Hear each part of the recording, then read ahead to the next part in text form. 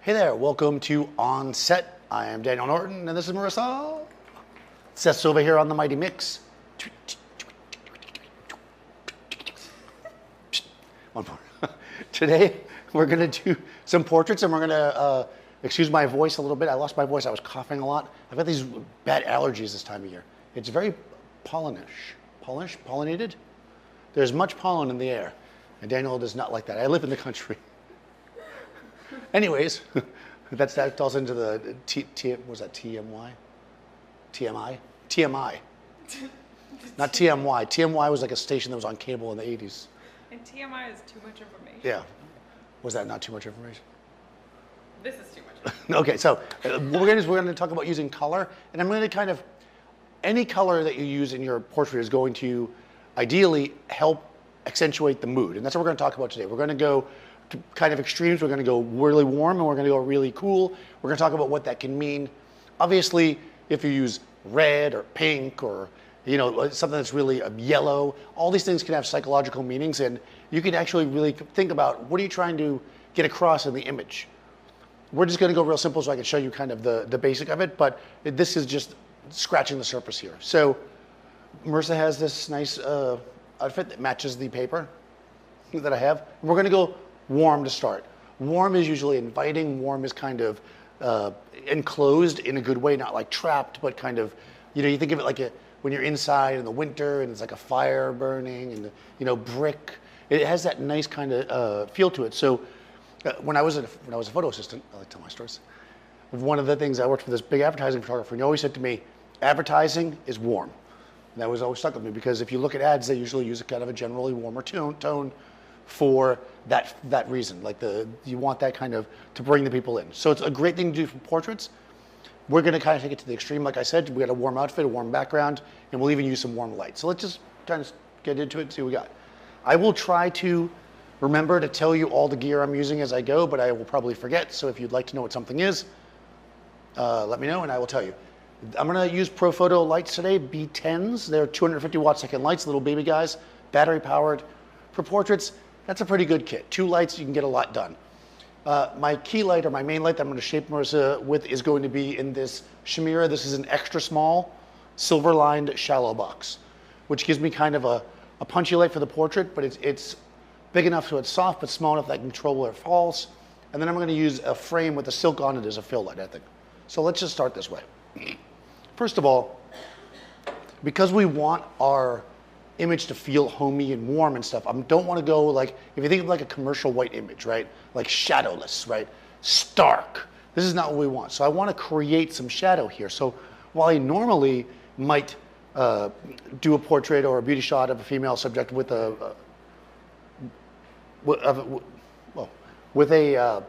overhead light or a beauty light,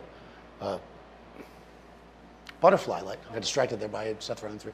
I'm going to actually kind of go more of a 45 degree to get a little shadow on the wall, create some space. I am going to keep it higher. You always want your light to be higher than the subject's eyes, ideally, so it feels more natural. We're going to keep it relatively close to the background. You get a little bit of shadow back there. It's going to be diffused. That's how we're going to start anyways. So again, this is just on a C-stand. I'm going to have you come kind of this way a little bit. There you go. So, okay, I'm going to use the remote here. I'm turning off my secondary light, which is back there. I'm not using it yet. I'm in TTL, or through the lens metering. And this way, I'll do it. This way we can get a basic shot going on. I'm going to keep my softbox vertical for this because, again, I want to create some shadow on the wall. You can go horizontal to kind of wrap it around more, but I want to create a little shadow.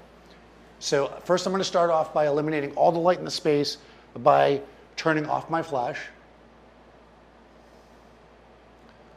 What this is going to do is give us our base exposure for the space, right, or our shadows, how dark the shadows are going to be, which should be black.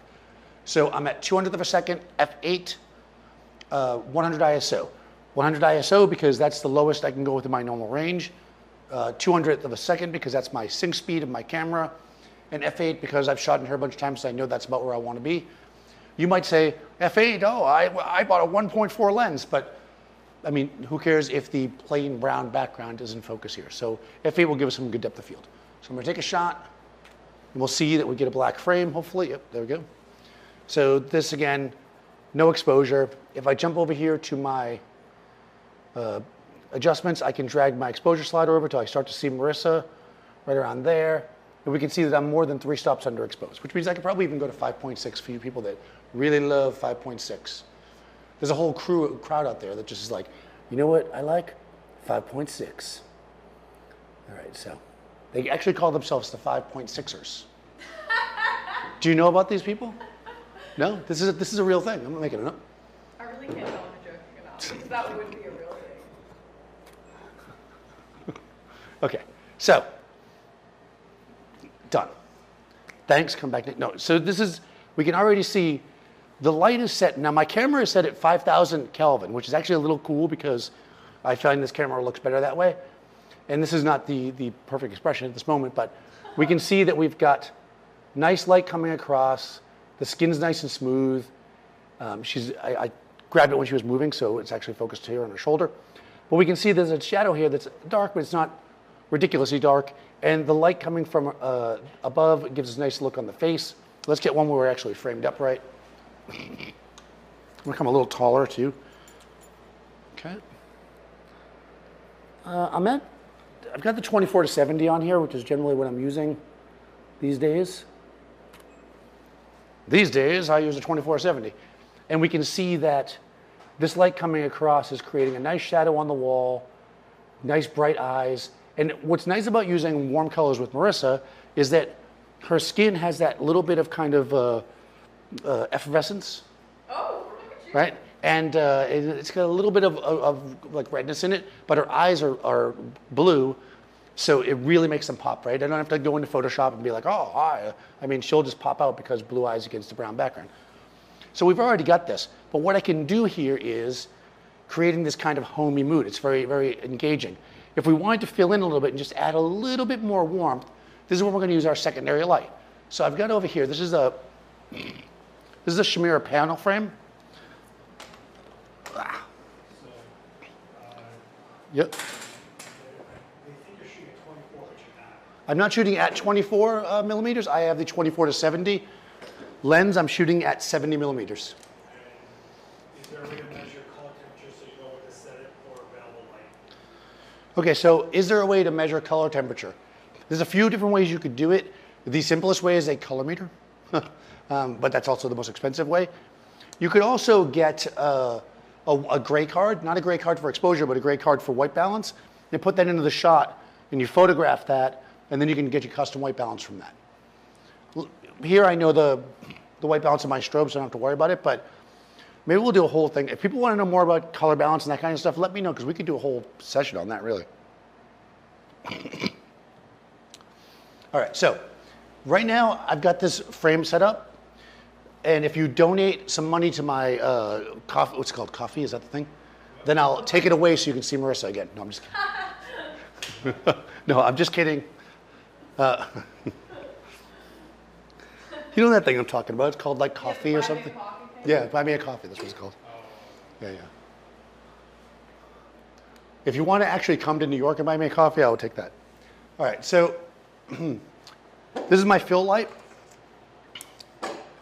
Now, if I come, now normally, what's that?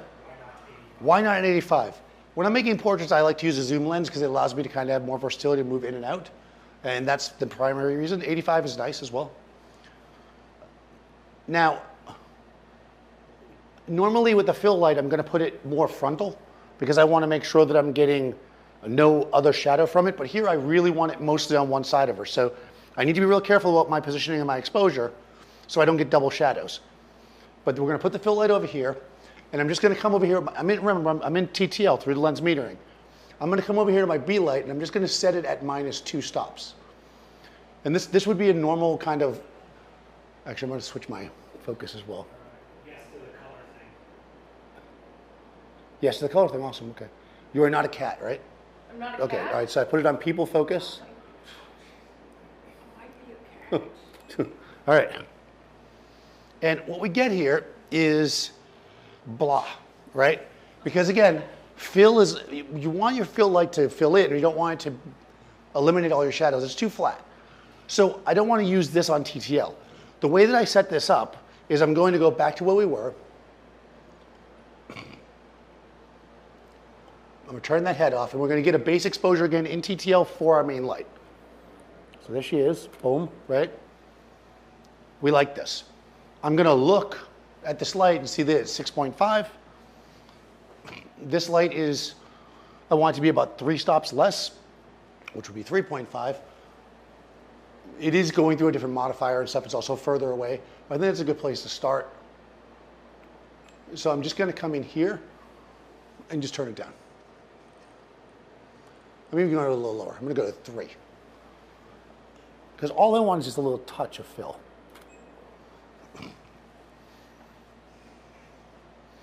Well, that was way more than a touch. That's because I'm in TTL.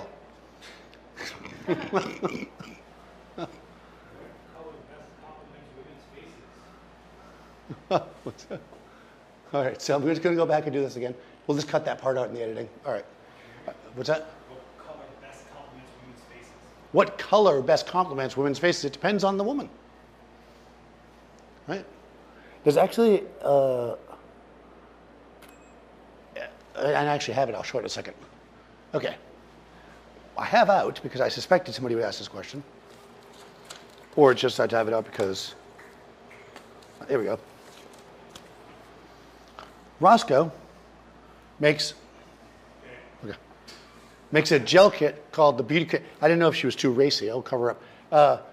The Beauty Gel Kit. So this is effectively things like burgundy, peach, silver rose, rouge.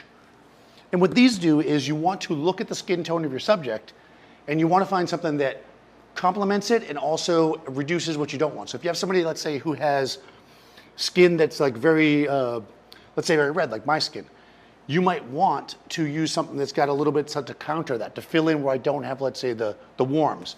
So for me, you might use something like rosy accent. Not rosy accent, sorry. Rosy accent, which is kind of like got a pinkish red, but it's also a little bit warm. So this is useful. It takes some practice. Most people aren't going to bother with that. The simplest thing to do when somebody shows up in your space, you look at their wardrobe. Most people buy clothes that they look good in. So you look at them and you go, okay, well, she's got a lot of warm colored clothes. She probably will look good in warm colored light, warm colored background. So that's the pro tip there. Pro tip.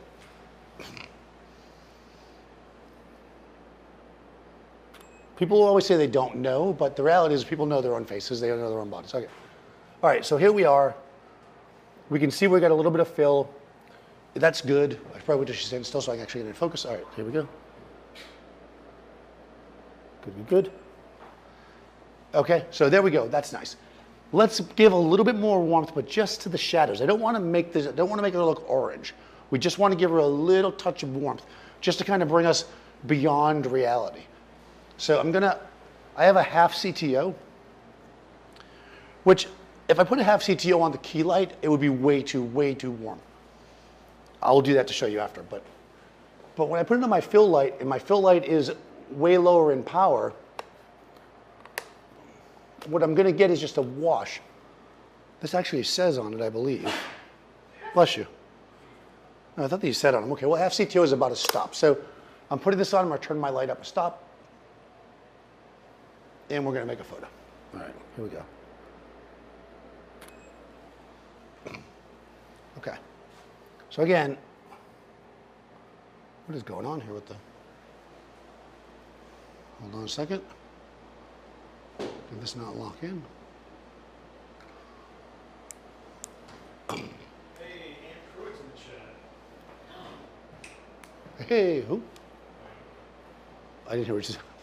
I'm resetting my camera.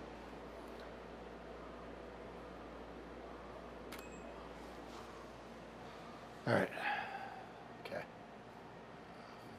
Oh, no, hold on. It wasn't sun. It didn't come in yet. All right, guys, I lost my camera. Give me a second. There we go. Now it's working. Oh, that's okay. Yes, you were. This is what happens. Yeah. Maybe she is a cat. Curiosity, you know. All right, so. No, what's going on here? Okay, I'm forgetting why this eye focus because it's clearly not working. And go back to single. All right, so I'm gonna worry about that right now. Let's go up here.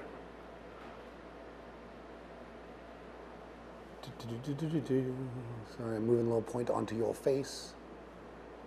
You're gonna have to stay.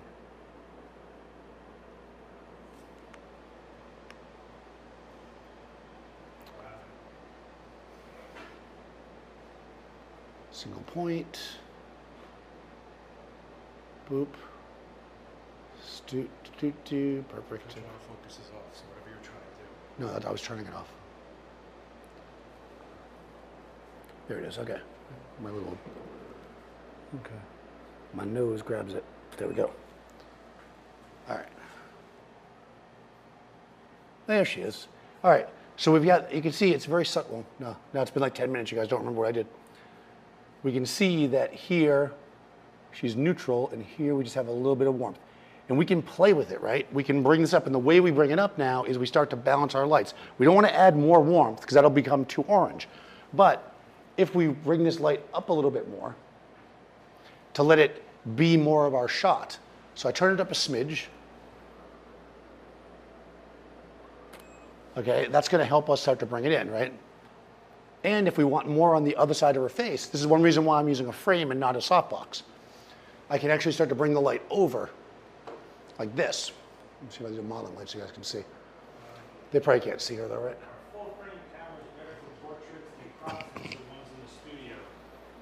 Our full frame camera is better for portraits. Full frame camera will usually give you more detail, I guess, or depth in color and stuff and definition. So I suppose it's useful.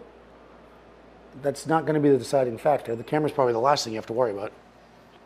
Lighting, then lens, then camera. I know, that's, none of that stuff is as sexy as the camera, but the camera is the least important thing. All right, so now we've got this subtle warmth going on, bringing in an effect that is engaging and warm. And you can, again, you can overdo it, and we'll do that because overdoing it is always fun. Let's say we want to do like a blast of warmth coming from one side to change the vibe to like a punchy warm. Now she's wearing a sweater, which is not exactly summery or whatever, but let's come back this way, and we're gonna take this out of the way. Let's work with a harder light. Oh, actually, you know what I'm gonna do? I'm going around in a circle for some reason. I couldn't stop myself. All right, let's have you move closer to the camera. So if I take this light instead, and I take my warming filter, my warming gel, I put it on here, and I'm going to use it as a backlight or separation light.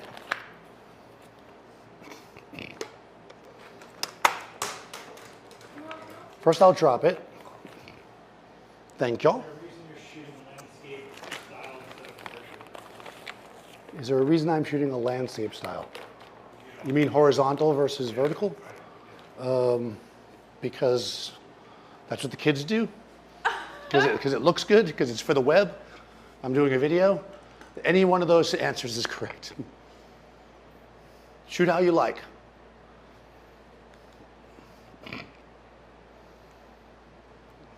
All right, cool. Okay, so the reason why I'm doing it primarily here is because I'm shooting for a video, right? So you can see it better. But I actually like this style for a lot of online stuff, which is where, you know, the vast majority of images go these days. So if I'm not shooting for a magazine, then I will often shoot. Is the what? Is adding a constant light the only way to close down the pupil to add more color? Is adding oh, I see what you're saying. So what you're talking about there about the constant light in the pupil is in really bright spaces, your little black spot in your eye will get smaller, making the color come out more.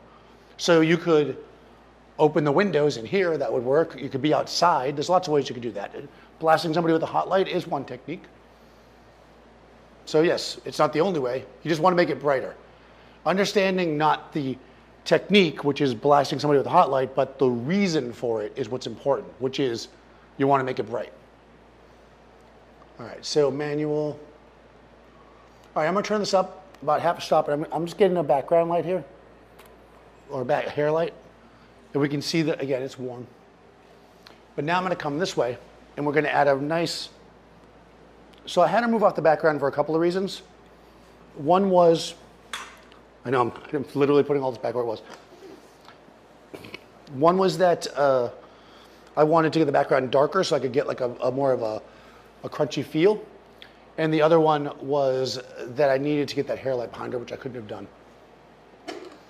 So now this light is going to become kind of my key light in a sense, but I'm going to turn it down. So first of all, I'm turning that background light up one stop. Let's get that set first. I want to feel like the light's ripping from behind her. Okay, good, that's what I'm looking for. And then what we're going to do here is we're going to fill in from the front. So I'm going to take that light, I'm going to turn that head off, I'm going to take the B head, turn it on. I'm going to get base exposure, which is going to be way too bright for me. TTL is great for kind of setting up that base exposure. That's way too bright. I know that, so what I'm going to do now is I'm going to switch it off TTL. I'm going to go down 2 stops. Turn my A light back on, and now what we should get is kind of a darker, oh, I think we got a blink. Yep, we got a blink, okay. We're getting this kind of like more natural, oops, sorry, naturalistic light that's kind of flatter, like you might get inside, because if you come into a room and somebody's being lit by a warm light coming from behind, this is the kind of thing you can get. Now, we could accentuate this even more by making this light feel cooler, right, if we wanted to make it go that way. So now's where we start messing with color temperature. I mean, we could put a gel on it, of course. We'll do that first. But sometimes it's not worth it to start putting a bunch of gels on things. Sometimes you can just mess with the color temperature. Do I even have a blue? That's a full blue. No, I don't. Okay. I don't think I, oh yeah, here we go, 3202. All right, this is a full blue. What's that? Which is preferred? 2 lights set up same power, different distance, or different power, same distance? Oh, okay. Well, that's really specific. Okay, so I'm going to start off by, for this question about the 2 lights, what's preferred? 2 lights, same distance, 2 different powers. 2 lights, same power, 2 different distances, as it really depends on what you're doing. Again, understand the concept. What are we doing when we do that? If I have 2 lights that are the same distance, but different power, then they're going to be the same hardness. They're going to create the same shadow fall on the face. They're going to create the same highlights. They're going to be the same. If I have 2 lights of different sizes, which is basically me moving them back and forth, I'm going to get different shapes to the face, different coverage. It really depends on what you're doing. There is no right or wrong. Typically, 2 lights that are the same size, close together at different ratios, is the standard kind of boring corporate portrait headshot kind of thing. So me, I would tend to move lights around, but it really depends on what you're doing. All right, so I'm just gonna, have I got tape? Yeah, I'm just gonna tape this on there. I'm not gonna leave this, so I'm just gonna do it real quick.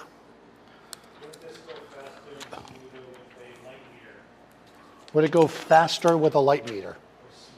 Or smoother? What do you mean by fast and smooth? Like portrait shoot? I'm doing a demo. Would you like me to just shoot really fast and not show you what I'm doing? I am using a light meter. There's a light meter in the camera.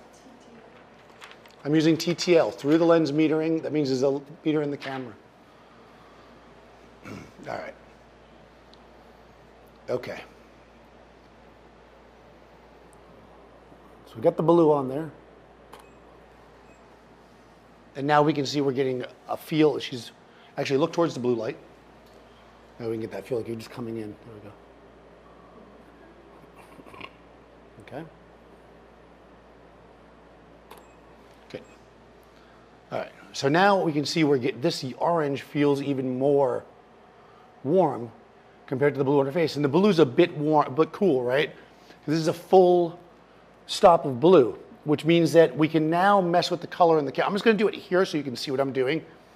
But what we can effectively do is change the color temperature in our camera if we're not tethered. I'm in capture 1 here. And you can actually create an incredible range. Nope, that's not what I want. White balance, okay. So I'm at 5,000, which is where I'm normally at. If I want to compensate for this blue, I can start to move my slider this way. This would be the equivalent of me changing the color temperature in the camera. And what we start to get when I do that is this relatively still stays blue. You can see that like the red in her skin and the really lightness in her skin, that glow, keeps that blue tone, but the warms start to get crunchier. So you can actually use the color temperature in your camera as well to start to balance out and make things feel more like they're in an environment, like there's some actual light coming from someplace that's creating this feel. Insofar as a light meter, so now let me explain that, so I'm changing my train of thought here. If you're using through the lens metering, which is TTL, you're using the meter in the camera. So I'm using the light meter in the camera. Using a handheld light meter is really good for real precise things. If you can't get close to somebody, if you want to set it up ahead of time. But when you're doing portraiture on the fly and you have TTL, it's so fast, there's really no reason to use a handheld meter unless you need to do very, very precise lighting, which generally the portrait is not. Okay, so now we're going, so again, this is still the warm vibe, right? The whole thing still has this warm vibe, but I've accentuated the warm by adding that little bit of cool. Sometimes that works for you. So let's switch back to, Capture One always keeps what you just did, so I'm gonna go back so we don't have those setups. And let's start thinking about the idea of going cooler now. So we have this warm background. Let's kill this for a second. And actually, I'll have you change first, Marissa. I probably should have had you do that while I was explaining the light meter thing. So Marissa's gonna change into a cool colored outfit now. And we're gonna contrast it first against the warm background to show you how we can do kind of like a shock of color. And then we'll go with the cool background and we'll change the entire vibe again. So this is the perfect time to have a question. Of course, there won't be one in this one.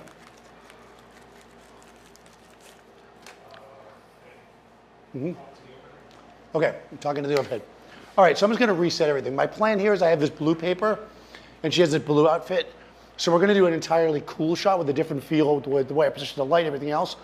But I want brown, so you can see how sometimes having a pop of color will really shape and change your image.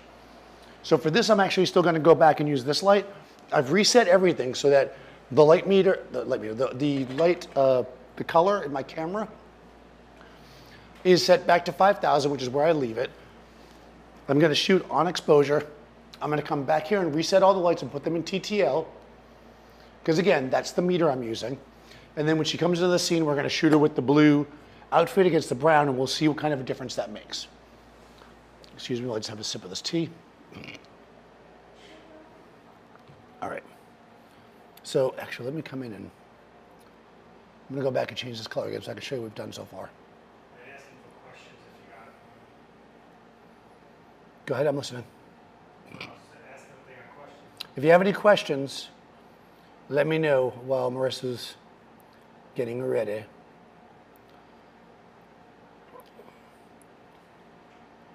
So remember that a lot of this stuff is subtle.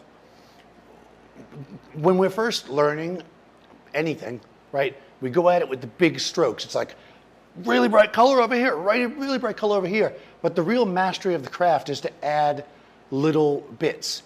Really understand why we're doing this and how we're going to use our lights, our color, our subject to create something that has more depth than just like a boom photo.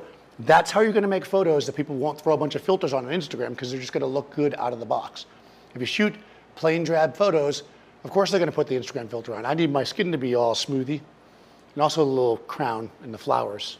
What is your personal, do you favor warm or cool tones for yourself personally? So I tend to favor, so asking what do I like? I tend to favor warm tones. That's where I generally go. Probably because a lot of the development of my style happened in Florida, where everything was like warm and shiny, and Guess Jeans was the big brand you want to shoot for, and everybody's skin was glowing. And this like bronze color with like real bright, against the blue. So that kind of affected my style as far as how I shoot. But you want to consider, perfect. You want to consider your subject as well. Is it true strobes freeze motion, or are there other factors? Is it true that strobes freeze motion, or are there other factors? When you're shooting with flash, your shutter speed is effectively the flash duration of the light. Most flashes have a very, very short flash duration, which means they fire very quickly. So you might have, like in these lights, 5,000, 6,000, 8,000 of a second, okay? But what are the other things that factor into that? Well, number one is how much light is in the space. This is why at the beginning, I shot that black frame. If I shot in a way that any of the light in the space affects my shot, then that exposure would be taken into account. And that's how we get pop and blur, or dragging, as Seth calls it, which is basically the flash freezes, but then the ambient light also catches. So do flashes freeze stuff? Some do, most do, yes. Is there other factors? 100%. All right, so here we are with contrast. So come forward a little bit. Actually, no, go right up against it. I'll change my mind. So if we look at a blue background, and I'm just going to shoot this flat to start with. A blue outfit against a brown background.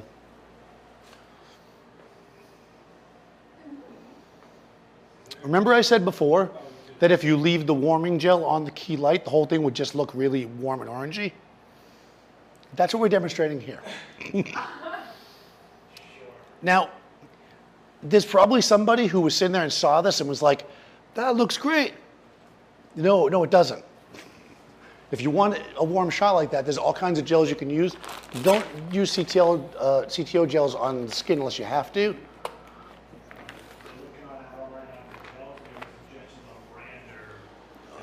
There's two major brands of gels, really, Roscoe and Lee. Roscoe tends to be easier to get. I think Lee's tend to be a little thicker, so they last a little longer in my experience. Both are very good. Oh yeah, the packs are great. So if you go on and like this right here that I'm using, not this one. I know it's surprising. Oh no, this one's called Digital After Dark, but there's one that's just called like Photo or something. I would start with the basic one. But Roscoe makes them. They're just called Roscoe packs. They're 12 inches square. Start off with a pack of gels to see what you like. And there's a link in the chat. Seth just took care of it. Thank you, Seth. And then once you have some that you like, you can buy bigger cuts of them and stuff like that. But you're definitely going to want CTO, so color temperature orange, and color temperature blue for sure. Those are the two that you're definitely going to want. Okay, so now we've got the shock of blue against the brown background, which can also work. Here the light is a little bit, the light's not working for us because, again, I wanted that warm, crunchy shadow, but now we don't have a warm, crunchy image, right? So this light doesn't really work for this combo. We can do a shot like this, it just needs a different kind of lighting. And what that type of lighting is something that's more big and open. The simplest way to do that and still keep it soft is to use a larger light source. So I'm just going to take this guy and put it, I was going to put it in front of the softbox, but that's a waste of power. I'll do it this way. I'm just going to put it over here so we have the same angle. Boy, I don't think I've ever moved this thing so many times at once. I don't know why I'm doing it like that. Okay. Bigger light source is doing a few things for us. It's going to be softer. Softer is shadow transition, right? So it's going to make the edge of the shadow transition spread out more.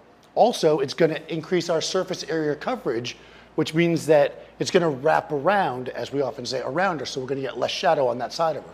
So by using a larger light source at the same distance, going back to that other question,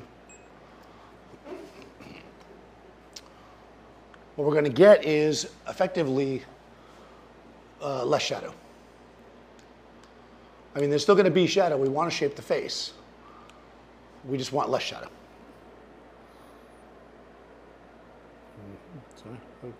Sorry, good. Okay.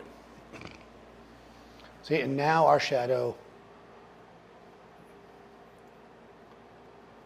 see the difference?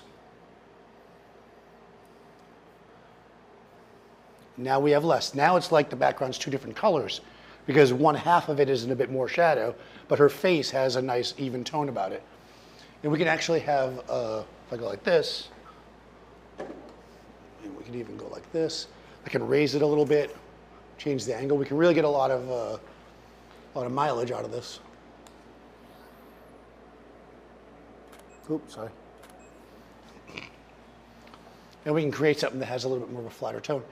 And now we're relying on, it's a little underexposed, but we're relying on the snap of color to bring us forward. But what do we lose here? Like I see Marissa in person and I go, wow, that dress looks great with your eyes. You don't see that here because the blue is so much of my image, it's competing with the small smack of color from her eyes.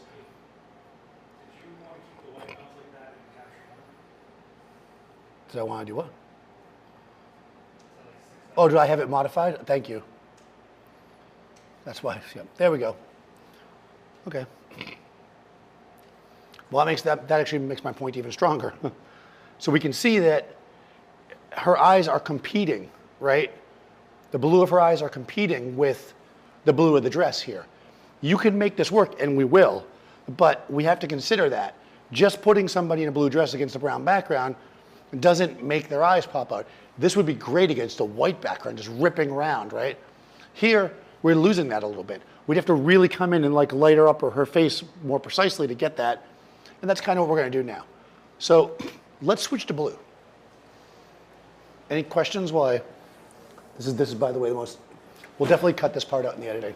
So I was going to point this out, but you wanted to answer if you can use gels to overcome bad fluorescent lighting. Can you use gels to overcome bad fluorescent lighting? Well, I mean, if you're talking about putting gels on the fluorescent lights, that might be a heck of a lot of work. Otherwise, I would just try to eliminate the lights from the space. Now, you might be saying, well, I'm in a room and I want to light somebody up, and there's overhead fluorescent lights, and I don't want to eliminate all the light from the room because I don't want to have to light the whole room. I just have one softbox, I'm in a rush, whatever. I wonder if it's on here. So I can't do that. Well, the trick is to put the person not under the fluorescent lights. Try to get all that fluorescent light that you can off of them. You can gel your lights to match the fluorescent light and then do a white balance against it, but that's a risky proposition at best. You know, because all fluorescent lights are a little bit different. It's hard to really know you're going to have exactly the right gel to do it. So it's really more sensible to just get them out of the bad light. It's just like if you're out in the sun, right? You can, and you see people do this all the time, slam the person in the face with a giant softbox to eliminate the sun. But the better way to do it is to put them in the shade first, because then you can get them with a much more gentle light and still get the same effect. So same thing with fluorescent. You don't want to have it in the shot at all if you can avoid it. I probably put this sandbag back on. Cool. Is that what you were going to write? Which one? The brown one? Chocolate? Or I'm not sure. Rust? It's not on there. Yeah. Cocoa is the name of the brown one. Thank you. This one is ocean blue. Okay. So now, again, the way we light this is going to matter. So let's just start off with this kind of light, which is not going to be the best.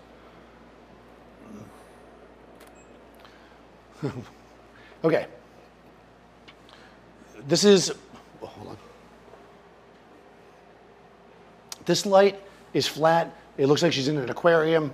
It's just like none of this is working. We want to get, because I'm not going for a bright, super happy blue because we did warm and crunchy for the for the other one. We're going to go a bit darker. So I'm going to change this up a little bit. I'm going to use a light that kind of amplifies the color, but also sets a bit of a mood, more of a, you know, it's blue. So it's kind of like humdrum, you know, it's raining, that kind of thing. All right, so what we're going to do is we're going to take our, I'm going to have you step out for a second so I don't drop this on your head because, you know, I usually don't mind dropping the light on Marissa's head, but when we're live streaming, you know, We don't try not to do it with the live stream. Okay. So we're gonna, yeah, that'll be fine. Can you grab that end of it and hold it flat? Let's see if I can get more flat. Okay. Probably not because, all right, it's gonna droop a little bit, good. You really should use 2 stick ends for this, but it'll be fine. It'll be fine. Not yet, I gotta put a sandbag on it. Okay. This is what I do, by the way, when it's sunny out because I burn really easily.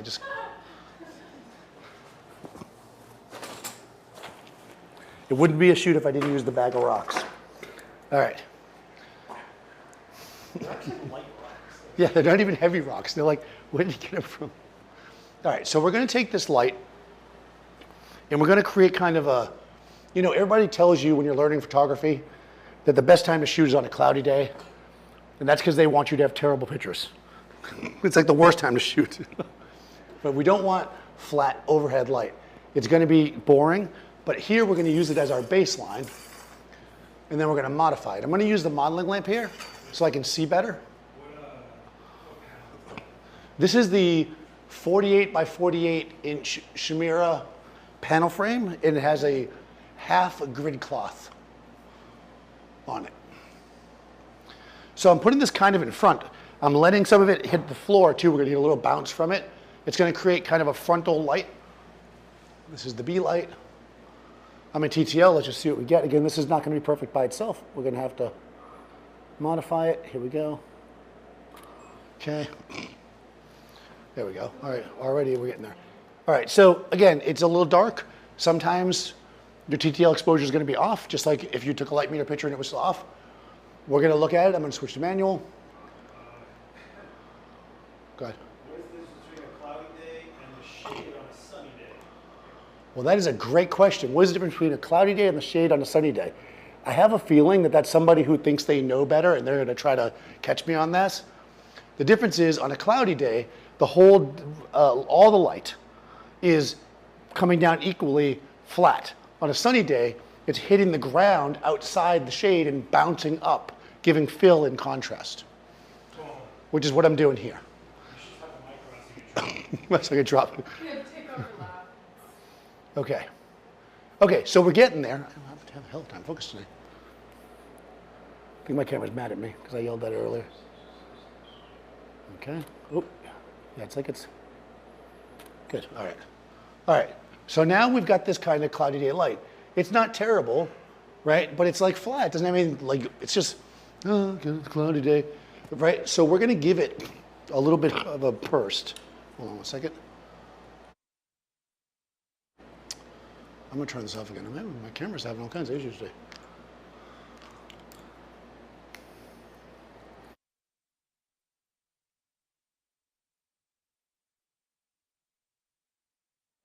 All right, let's get this again. Again, we're creating a light that's better than cloudy days, but maybe not as good as a sunny day. All right, and again, this now has this cool vibe to it. But I'm gonna underexpose this light a little bit, and then I'm gonna give her a nice little smack of light to make it look a little prettier. So I'm just gonna I'm in manual. I'm just gonna turn it down like half a stop. We'll turn this light off for a second. Let's come back in with our other light. Now we want to give a light that's going to actually give some snap to her, but I don't want it to conflict with our other light. So I'm going to think about the angle of my light. And I'm going to say, all right, well, if I just put it like here, it's going to throw a different shadow. It's going to be weird, right? Why they're two lights? Which is what happens to you when you put somebody out under a tree in the shade. So what we're going to do is I'm actually going to take this light and turn it this way. And I'm going to kind of map a similar, let me pull this off here. Try not to boom anything if I can avoid it. I'm going to map a similar angle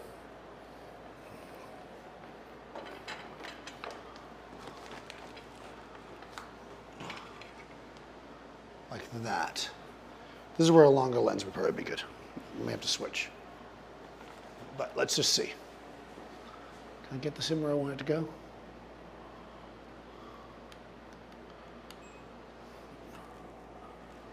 Yeah, all right, this one I'm gonna raise a little bit.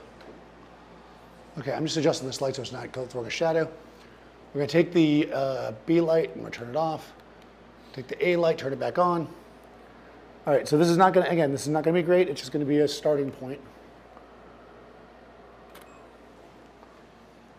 Okay, actually, perfect. So now, no, I'm just kidding. No, so now, this is the light that's shaping her face, right? So we get that beauty shot, right? That real, what is going on here with the focus?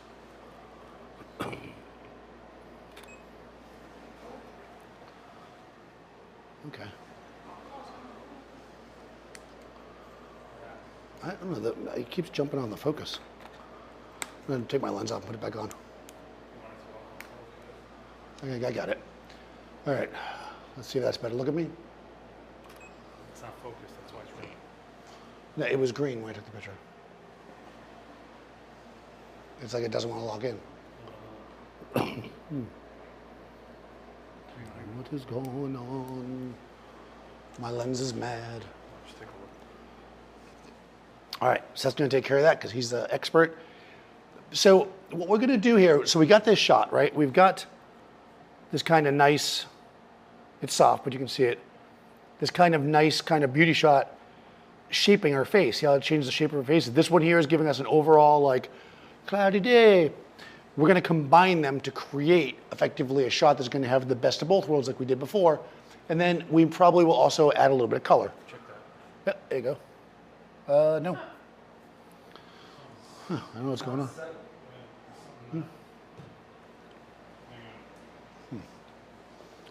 I think I might have, this is what happens when I drop my camera all the time.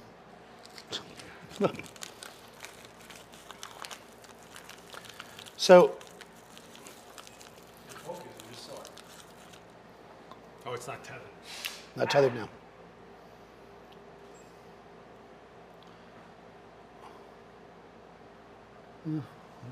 It's good enough for government work. All right, so we'll live with it.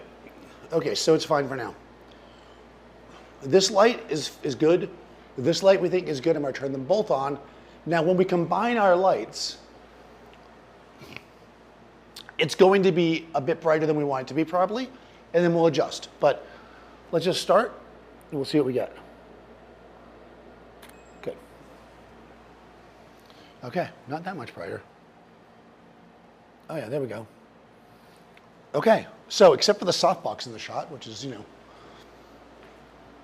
never ideal. Oh, there we go. I think we're actually pretty good here. So now we have this really like dreamy, soft, and I know I was gonna say sad, but nobody ever wants to see sad Marissa. Strong cat here. No, you gotta be sad. What? What's that? Sad versus good. Yeah, let's get a sad Marissa. I mean, not scar for the win. Pretend like you just finished all your French fries and you're still hungry. Boom, there you go. Right. Well, you know that waiter's bringing some French fries over. Okay, so, yeah, that's nice. This is good. This has that overall vibe, but I want to, again, like we did before, I just want to spank it a little bit of color in here, just a little bit. So I'm not going to throw a full blue on there. That'll be insane. What I'm going to do is I'm just going to find a very light color blue, which I'm sure I have here. And I took all kinds of time to find before we did this.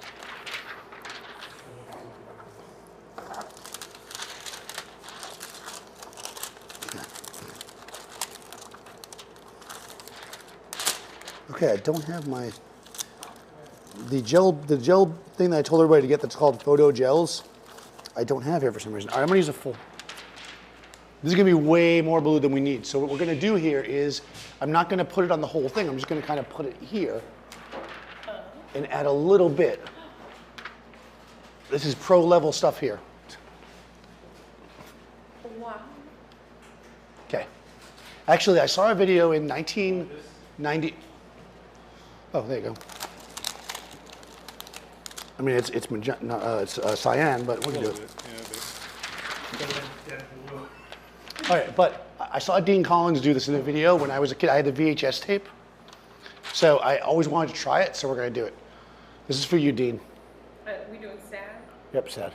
Can you do a butterfly with a bounce while using one key? Look at that. Perfect.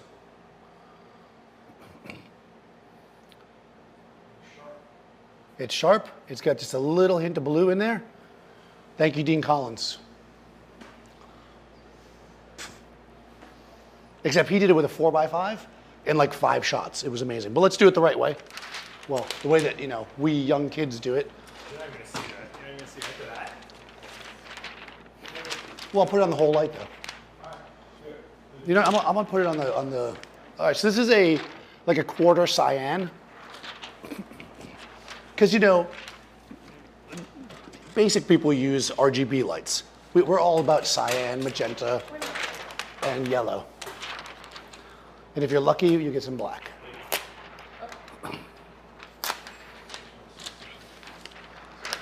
Uh-oh, Seth's over there making it happen. Still acting goofy? I think this camera forgets sometimes that it's a photo camera because I shoot like 20 hours of video over the week. All right.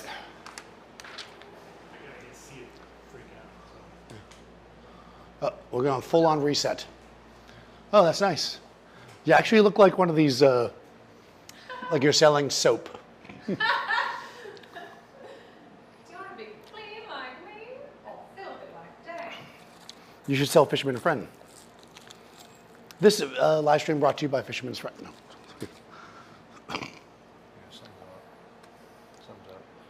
Is it good?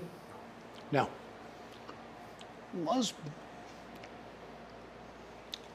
We're adjusting, we're manipulating, we're making it work. You didn't leave that focus shifting on, did you? No, I knew you were going to say that. Wouldn't be the first time I had some weird setting on my camera. No, because what's weird is, I'm looking at it, look, it's sharp. Yeah. It's outputting. There we go. That's the cyan. It's a tiny bit soft though. There's something, if you look at through there, it's sharp, it's down, so what's happening? Okay, so we can see. Oh, you love that. That's no light, and that's a little tiny bit of cyan. It's not a lot, You can see it though. but it's there. It's less on her skin tone because I have it on the other light. We could switch it and put it on the skin light. Here we go. Because the main key light on her, remember, is that soft box. So let's put it on that box instead. Looking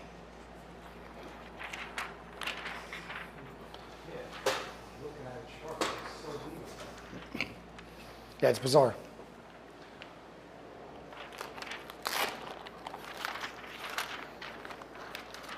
I think it's Marissa's doing it on purpose. My witchcraft. She's messing with me. Ever since we haven't done a mentoring Marissa in a while. So now she's like, all right, that's true. Good. There we go. We got a little bit of magenta. I got the background there as well. Try to do, hold on, where's the? I almost want to shoot to your car. Try to do that like sad. Sad look. Yeah, Like that this one here, the sad French fry look. So we can.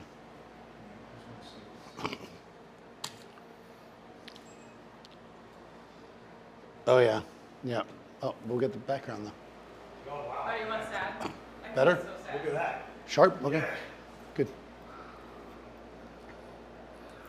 All right, here we go. Sad French fries. Boom. Zoom out.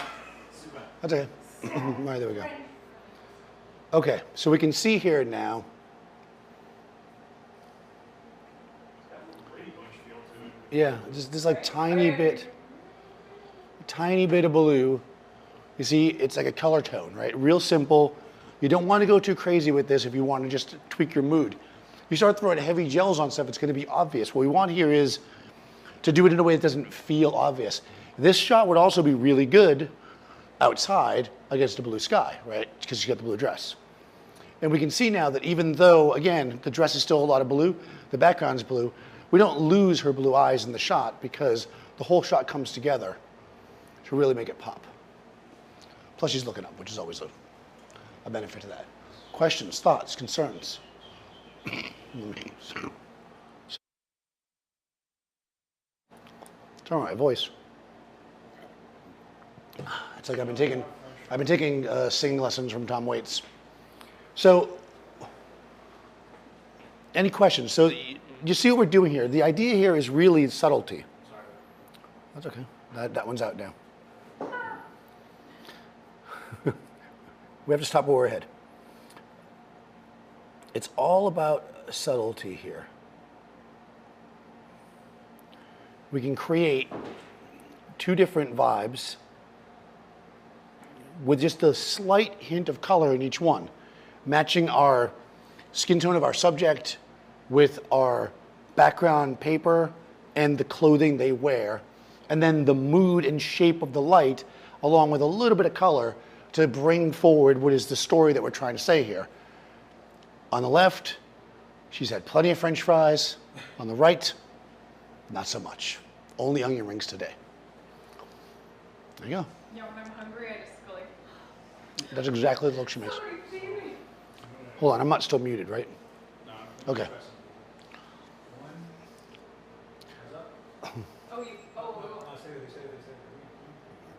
Hold on.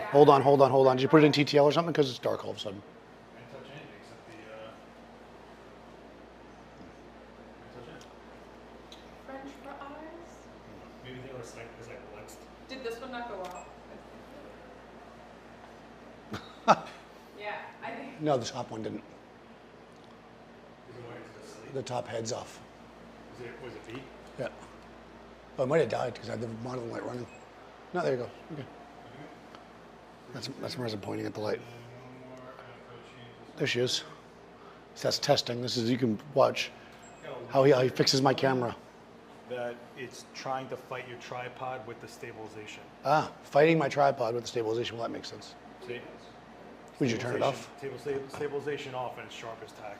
Oh, that's interesting. Yeah, they do say not to have stabilization on when you're on a tripod, but I don't listen to them. Apparently I should. Yeah. How did you do that? On the lens? No, it's on your eye. Oh, okay. We'll figure it out. Okay. No, I'm not going to worry about it. Okay, so long story short, don't have your stabilization on. Any final questions before we wrap up here? We are back in 2 weeks with something else that I can't remember the name of, but it's another portrait session. I think we're talking about shadows, because you know I love shadows. If somehow we're off the air when you see this, you watch it in a rerun or whatever, put questions in the comments below. That way I can answer them. Make sure you follow Marissa.Roper. That's Last Ex-Witness, and I am Daniel Norton. Obviously, subscribe to Adorama and click the bell icon if you haven't done that already. And be sure to listen to my podcast, Avoice with Daniel Norton. If you go on any podcast searcher, also Amazon Music or Audible, you can find it. What? Links in the chat. Just type in Daniel Norton, I'll come right up. We've got 20 episodes deep. We talk about the philosophy of photography. And if you can call in, not live, but you can leave messages and ask questions and have conversations. So I look forward to hearing from you there. Until then, I need like a good closer. Just dance away. Yeah, I'm just going to dance until Seth turns it off.